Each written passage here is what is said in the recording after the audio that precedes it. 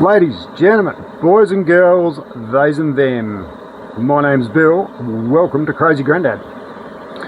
Last video I casted some little silicone plugs, and what good is doing a video like that if you don't show everybody how they came out? So here we are, just a quick one. This is the little unit in question. This is the problem we were trying to solve. As you can see, no leaks, working perfectly. This plug came out absolutely schmick. It is doing exactly what it's supposed to. As you recall, in the last one I did actually cast two plugs, and there was a reason I did two of them, and that was basically as a fail-safe. It didn't take much to make two molds, and I figure if you're going to start molding casting silicone, you may as well do two. You got to back up the blah blah blah, whatever. So the other one came out not quite as good, but it still came out not bad, pretty good. They both came out of the mold really easily, no dramas at all. What I'll do is I will just quickly, ready, hold on, there we go. So this one came out really nice. It looks sort of flaky inside, is that the word for it? I don't know. All that you're seeing in there is air bubbles, just little air bubbles, and that wasn't a concern for me. You can do things to avoid that happening, but for this job I wasn't phased. This one did, however, you can see just around the bottom edge there, a few little bits around here where it didn't quite make it to the bottom of the mold. That's my fault, obviously. That's not the end of the world. This one still seals. I've tried this one in here, and it does the job, but this one just came out 100%, so it's in there. So basically the idea with this was, I don't know how easily you can see, there is a little bit of a flare out on the end of these plugs right there, like that. So, and the idea was that the pressure coming up against it, and because there's a reasonable amount of pressure in here off this little pump, would kind of push out on that little flare on the end a little bit. And obviously also the entire plug, I don't know how well you can make it out, but it's got a taper, a very mild taper on the whole thing, sort of like a normal rubber bung would, I suppose. So as it's gone in, you know, it progressively gets tighter and tighter.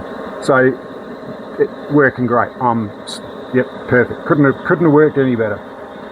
So yeah, let's just hang on, ready, hold on to your hats. There we go. So obviously it's running at the moment. It's not as loud and horrible as it sounds. It probably, where you're sitting, probably sounds like what you would expect to hear if you were going on a tour of like the Hoover Dam or something like that.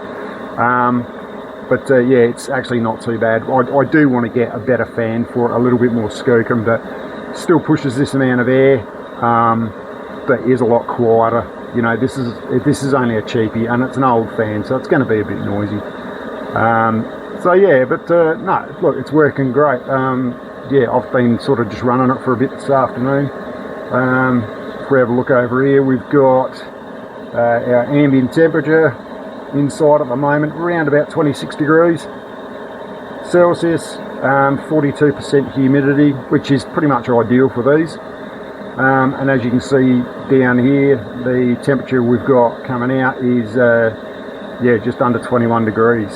So that's, you know, and it is the air coming off of this is just magnificent. It's awesome. And we are only drawing at the moment, poking between 550 and 560 milliamps. So obviously when you first start it up, it spikes out to like almost an amp on startup, but then it settles down to a nice rate of yeah, just over half an amp, which is great. It's fantastic, drawing absolutely bugger all power. So I've got a bit of footage of, because it's probably pretty bloody boring just looking at the top of it like this. Got a bit of footage of me starting it up basically without the pads in, so you can see what's going on with the water, so you can see the water sort of raining down around the sides, the pipe up the centre there, and you can see the motor for the pump. So the motor for the pump isn't actually down in the water in the bottom. It stays out of the water and doesn't get wet. So yeah, so basically the motor's just like this one here. Nice long shaft 12 volt. I think they're only, what is it, let me think, about 180 milliamp drawer, I want to say. 180? Yeah, 180. Yeah, 180. 380 milliamp fan, 560, 550, 560 total. And then the only thing inside the pump is just a teeny tiny little 3D printed impeller, just like that. Nothing special. That one's been a bit mangled. And that's got more than enough push to shove the amount of water I need up to the top of this machine.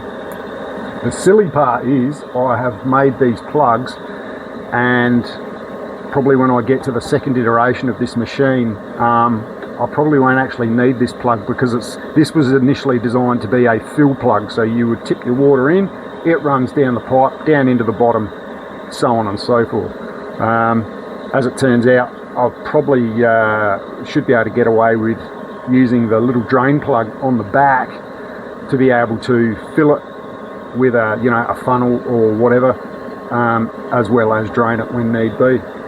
So yeah, there we go, quick follow up, and yeah, so everything went really nicely. So yeah, if you're looking at casting any of your own silicone, if you've got any questions or whatever, anything like that, anything you want to know, yeah, hit me up in the comments, and yeah. Well, I reckon that's all for now. We'll see you in the next one. I'll check you later.